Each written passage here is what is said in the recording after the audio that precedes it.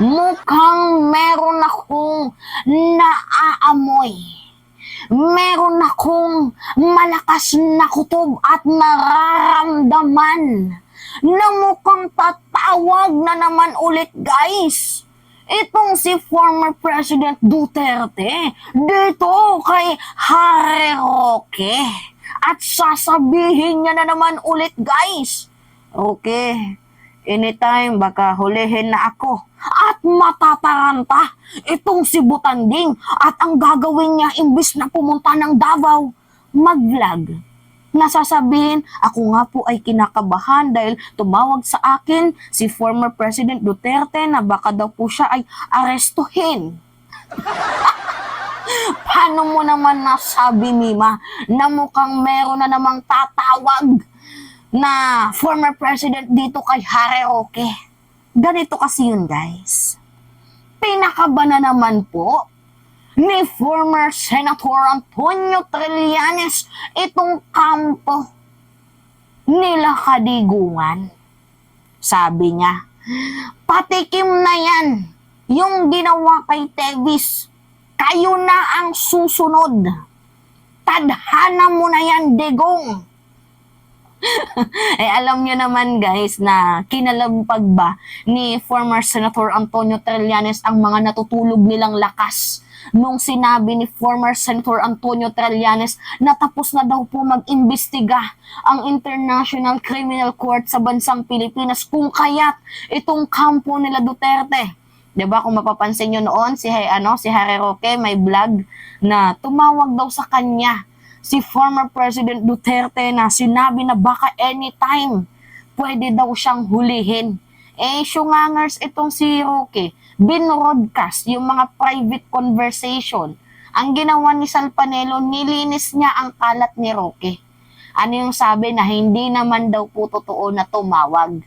Pero guys, hindi naman magsasalita si Roque ng ganyan kung hindi naman talaga tumawag. Ang problema kasi, masyado niyang pinablik. Kasi ang kinalabasan nun, guys, parang natatakot na si Digong. 'Di ba? So ang ginawa ni Panelo, nilinis niya ang ginawang kalat ni Harry Roque. Senator Trillanes naman kasi, wag mo naman kasing pakabahin. Pinapakaba mo sila lalo eh. Baka mamaya hindi lang prayer rally ang gawin nila. 'Di ba? Baka mamaya maghimutok na yung mga na yan. Yung mga Alipores attack dogs kakampi ni Kadigungan.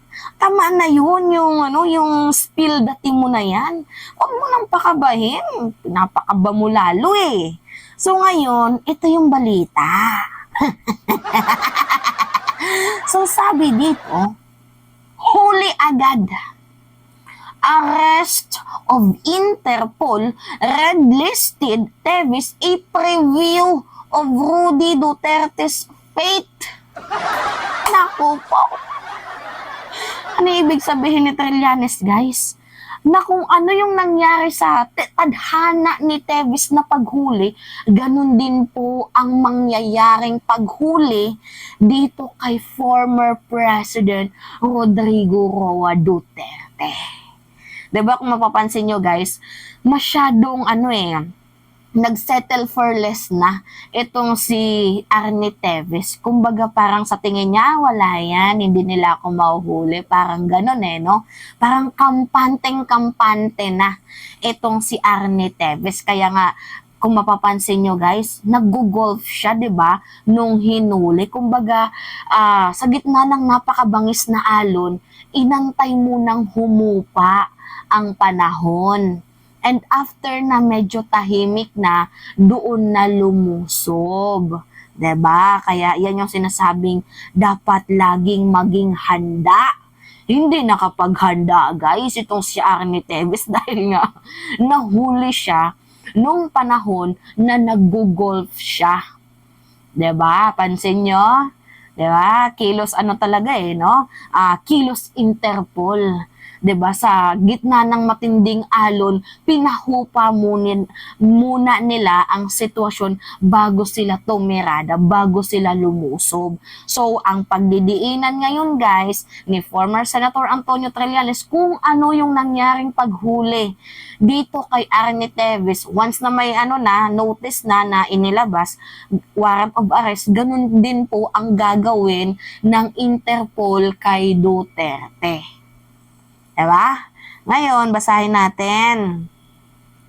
Former President Rodrigo Duterte could face same fate as a fugitive ex-lawmaker who was recently arrested in Timor-Leste, according to former Senator Antonio Trillanes. Well, para sa akin guys, syempre, kung si Teves nga, hinuli sa 10 hanggang 20 kataong allegedly tinegi niya, what more pa kaya yung humigit kumulang 30,000, 'di ba, na nasyukte noong panahon ng AJK, yung madugong Bloody Jaguar campaign na ipinatupad ni former President Rodrigo Roa Duterte. 'Di ba, ang unfair naman kung yung 10 to 20 person nga lang na mga taong tinegi di umano ni Teves,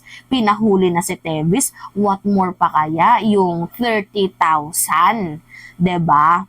So, ngayon guys, tinatakot na nga ni Trillanes itong si si Duterte. Alam nyo guys, relevant ngayon si Trillanes and lahat ng kanyang mga statement talagang pabor na pabor sa mamamayang Pilipino. Recently nga guys, 'di ba, yung tirada niya dito kay Bato de la Rosa, which is yung kay Kibuloy. Ano yung sabi niya? Mantakin mo, public servant ka, tapos yung gagawin mo, magiging bodyguard ka lang ng allegedly criminal. 'Di ba? If you are a public servant, you are a legislator, 'di ba? You will be the voices of the voiceless people. Yung mga walang kapangyarihan, walang kayamanan, yan dapat ang ginagawa mo. Ang problema kasi dito guys, ang ginawa ni Bato, nag-offer siya na maging security guard daw ni Kibuloy. Which is, bakit mo pa isi-secured itong si Kibuloy? Di ba mayaman na tao yan? So talagang malaki po yung punto ni former Senator Antonio Trillanes doon sa part ng pagbigay niya ng isang bagsak, patikim ba kay Bato de la Rosa, kasi itong si Bato de la Rosa pointless, 'di ba? So ngayon guys, pumabor, and now isa naman to guys sa talagang habang tumatagal, as time goes by, yung mga mamamayang Pilipino, 'di ba, kung dati galit kay Trillanes, ngayon bumabango na po guys yung imahe, yung pagkatao ni Trillanes na sinira ng mga Duterte nung panahon nila. 'Di ba, kasi dati si Trillanes irrelevant. Ngayon, relevant na po siya sa mamamayang Pilipino. Which is yung kanyang mga statement, hindi lang talaga tiradang-tirada, bagkus meron pong punto. Punto por punto, meron pong laman. Inom muna ako ng tubig. Anyway, ito, basahin pa natin. According to Trillanes, the arrest of former Negros Oriental Arnulfo Arnie Teves Jr. sets a precedent for how Duterte could be arrested once the International Criminal Court issues a warrant and seeks help of the Interpol, International Criminal Police Organization. So, pamamarisa na daw po guys. Pag inaresto itong si Digong, same lang din po yung pag-aresto na ginawa doon kay Arnie Teves. Kumbaga, papahupain ang sitwasyon, 'di ba? Pero syempre bago siya arestuhin, kailangan may red notice muna. So kagaya nga ng sinabi ni Trillanes, tapos na daw po mag-imbestiga ang ICC sa bansang Pilipinas, and by the second quarter of this year, if I'm not mistaken, lalabas na daw po ang red notice. Kaya masyado muna kayong kumalma. kasi hindi pa naman daw po ngayon. Yan po yung sabi ni Antonio Trillanes. Pero pagdidiin niya na tapos nang mag-imbestiga ang International Criminal Court, and so far, by the second quarter of this year, abay baka lumabas na po guys ang notice. Which is pag may notice na, syempre, obligation po natin yan guys, may cooperation tayo dito, hindi lang sa ICC bagkus din dito sa Interpol. So pag sinabi na ng international police na humingi ng pabor na hulihin itong si Digong, wala pong magagawa ang ating presidente dyan. Gets? So ngayon, basahin natin. Trillanes explained the Interpol member state like Philippines are obligated to comply with red notice. Truth yan guys. Ganito ha, kasi aminado tayo, totoo, na wala na pong jurisdiction between the International Criminal Court as of the moment ngayon, yung ICC sa bansang Pilipinas, dahil nga kumalas na tayo noong 2019. But nung time nung 2011 na sumapi tayo sa International Criminal Court, nung nagpamiyembro tayo, and up to 2018, bago tayo kumalas, meron po tayong cooperation. So, makikipag-cooperate po tayo sa International Criminal Court as well as din dito sa International Police. Kasi kung wala tayong cooperation sa Interpol, hindi mahuhuli si Teves guys. Right? 'Di ba? Kung wala tayong cooperation sa Interpol, hindi mahuhuli itong si Teves. So, hindi po pwede guys na tayo hingi ng tulong sa International Police, and kapag ang International Police humingi ng tulong sa atin sa pamamagitan ng red notice and on behalf na din sa mga pamilyang na biktima ng madugong drug war campaign ni former President Duterte, ang unfair naman kung hindi po tutulong, hindi po makikipag-cooperate ang ating gobyerno once na lumabas na ang red notice. Kahit pa guys sabihin ng ating presidente na wala na tayong hudikatura, ang hudikatura kwenekasyon, 'di ba, ni President Marcos, wala pong magagawa ang ating presidente pag lumabas ng red notice, makikipag-cooperate talaga siya. Kagaya nga ng sabi ko sa inyo, hindi pwede tayo hingi tulong Interpol, tapos Interpol hingi tulong sa atin, hindi tayo magbibigay. Hindi pwede yung kamot lang tayo ng kamot sa kanila, tapos pag sila kumamot sa atin, hindi tayo magpapakamot. Bawal po yun, ang unfair po nun. E di, 'di ba, mababudget tayo dito sa Interpol. And guys, alam nyo, it is part of political game plan. 'Di ba? Na alangan naman sabihin ni President Marcos na makipag-cooperate tayo sa ICC, nandito na yung ICC, tapos na pumasok ang ICC. Eh di, nagkagulo na yung kampo nila Duterte. Kung prayer rally nga lang yung ginagawa nila, baka mas lumala pa. So, it is just a political game plan. 'Di ba? Marunong pong maglaro itong ating presidente. Kumbaga, pinakapakalma niya ang bawat sitwasyon. Pinapakalma niya ang bawat panahon, ang bawat oras. And guys, take note ha, isa sa pinakamalakas ko na ebidensya na makikipag-cooperate itong sa President Marcos dito sa International Criminal Court. Remember guys, 2011, 'di ba? Search nyo na lang, senator niyan si President Marcos. Senator po siya noon. Isa po siya guys sa mga pumirma. 'Di ba? Nung nagpapamiyembro tayo sa Rome Statute para makapasok sa ICC, isa po si President Marcos sa pumirma. 'Di ba? Para makapasok tayo sa International Criminal Court.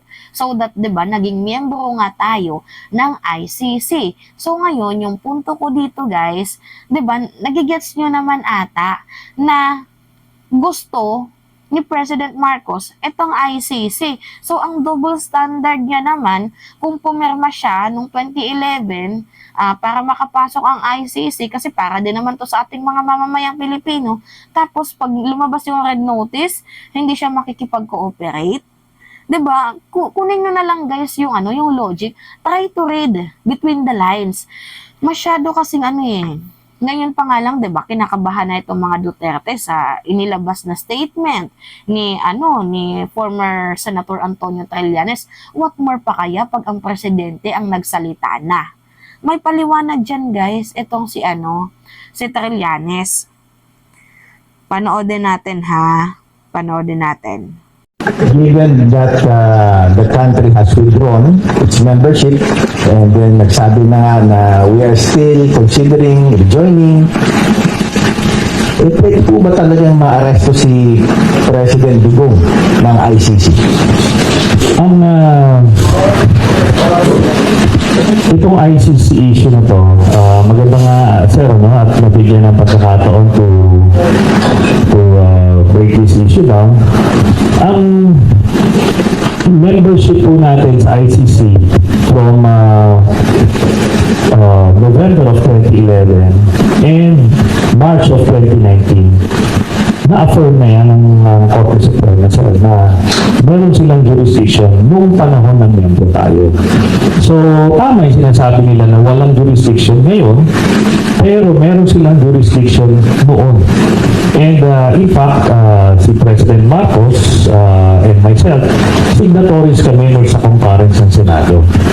So, 'Di ba? Rinig nyo? Sinabi niya na itong si President Marcos isa po sa mga pumirma.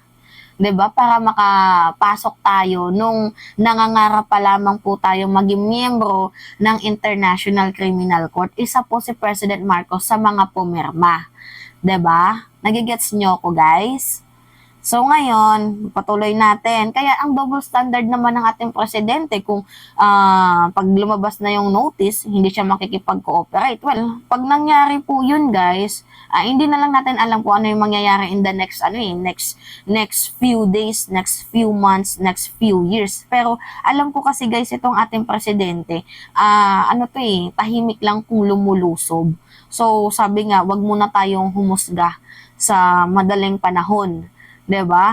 Ito ngang kay Kibuloy, tingnan nyo naman, 'di ba? Kahit nga hindi sinasabi ng ating presidente na chuchu blacha chuchu, tingnan nyo itong si Kibuloy, dahil nga pinapagana ang justice system natin and nirerespeto ang Senado at Kamara, kahit nga si President Marcos, sinabi na dapat umattend itong si Kibuloy. 'Di ba? Nagigets nyo ko, guys. So, alam ko pag dumating yung panahon na nandito na yung yung red notice, makikipag-cooperate yan, guys. Alam ko yan, nafe-feel ko yan. Syempre ngayon, kailangan munang maging dahan-dahan sa mga galaw sa usaping politika. Gets nyo ako? Kailangan magdahan-dahan, mainit po ang politika sa bansang Pilipinas. Anyway, pagpatuloy natin. so naniniwala din siya back then about the wisdom and the rationale of being a member of the ICC. Ngayon, ang tanong dito, ma-arresto ba siya?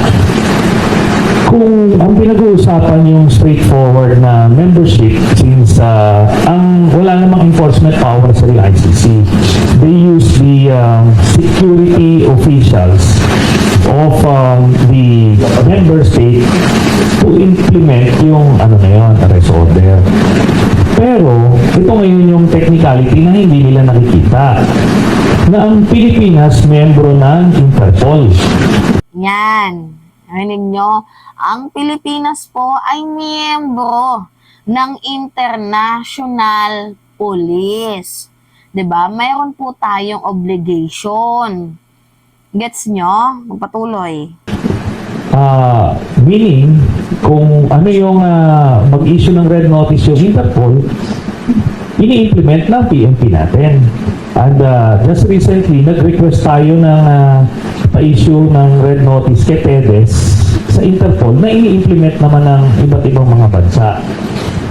Yan yung statement niya nung February, nung hindi pa nahuhuli itong si Teves. And tingnan nyo ngayon, guys, di ba, humingi tayo ng tulong sa International Police. So, ito International Police, ginawa po ang kanilang role bilang Interpol. So, nahuli itong si Teves, di ba? So, hindi pwede na tayo hingi ng tulong sa Interpol, tapos pag ang Interpol humingi ng tulong sa atin, ang unfair naman kung hindi tayo tutulong, 'di ba? So sino yung gaganahang tutulong pa sa atin kung tayo hindi tayo nakikipag-cooperate, yung gusto lang natin tayo lang hingi ng hingi tapos pag sila humihingi hindi tayo magbibigay.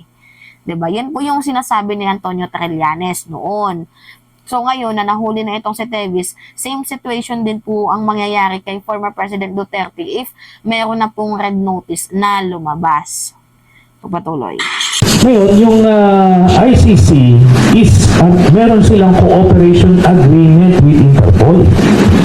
Meaning, pwede sila magpasa doon ng warrant para ma-issue ng red notice ng Interpol. Therefore, obligado tayo rin kasi bound tayo ng international agreement na yun. At affirm na yan ng Korte Suprema na yung ating yung jurisdiction nitong mga international organizations na ito ay sumasakop sa atin dahil pinayagan natin silang sumakop sa atin. So yun sirang gagamitin. Naintindihan ko na talagang kung gusto nila manggulo, manggugulo talaga. Diba? So, yan po yung pagdidiinan ni former Senator Antonio Trillanes. So, kahit anong gawin guys ng ating presidente, kahit humindi po siya, not unless naharangin niya, kasi mayroon naman siyang kapangyarihan, pero kung hahayaan po ng ating presidente kung ano nga ba yung due proceeding, yung tamang pamamaraan, mahuhuli yung may mga kasalanan. Alam ko naman na wala naman tong kinakampihan ng ating Pangulo without execution, mayaman ka man sa hindi, as long as you are committed for a crime, meron kang pananagutan. So, yan po yung pagdidiinan ni former Senator Antonio Trillanes. So, nagigets nyo ako guys? So, ngayon, ito na. Mukhang nafe-feel ko na nga na tatawag ulit again and again and again itong si Digong kay Harimau, sasabihin, okay, hulihin ako anytime. Ito namang si Roque Siongangers, matataranta, na imbes na pumunta doon sa Davao, nag-vlog. Diba? Ay, pinapakaba kasi ni former Senator Antonio Trillanes. Alam nyo naman na best friend ni former Senator Antonio Trillanes itong si Duterte. Siniraan ba naman ng sandamakmak? Siya daw nagbenta ng Spratly Island. Diba? May million bank dollar account, kahit siya naman yung pinakamahirap na senador, talaga nga namang malalim ang hugot niyan. So, hindi natin siya masisisi, but at this moment, yung kanyang mga banat, yung kanyang mga statement, meron po guys laman, meron pong punto. So, wala po tayong rason para hindi kampihan itong si former Senator Antonio Trillanes dahil in the first place, yung mga sinasabi niya is pro-people naman, pro-life, pro-justice. 'Di ba? So, ganun din po ako guys. Nag-vlog ako para sa boses ng mga mamamayang Pilipino. I'm one of those messenger. And syempre na din guys, isa po ako sa mga kabataan na hinihimok din yung mga kapwa ko kabataan na makialam sa usaping politika. So anyway, yun lamang ho guys. So, baka may magtanong, ilang taon ka na, Mima? 21 years old pa lang po ako. Going to be 22. So, yun lang. Anyway, it's me again guys, si Mima Alicia nyo, nagbabalik ulit para sa ating panibagong video.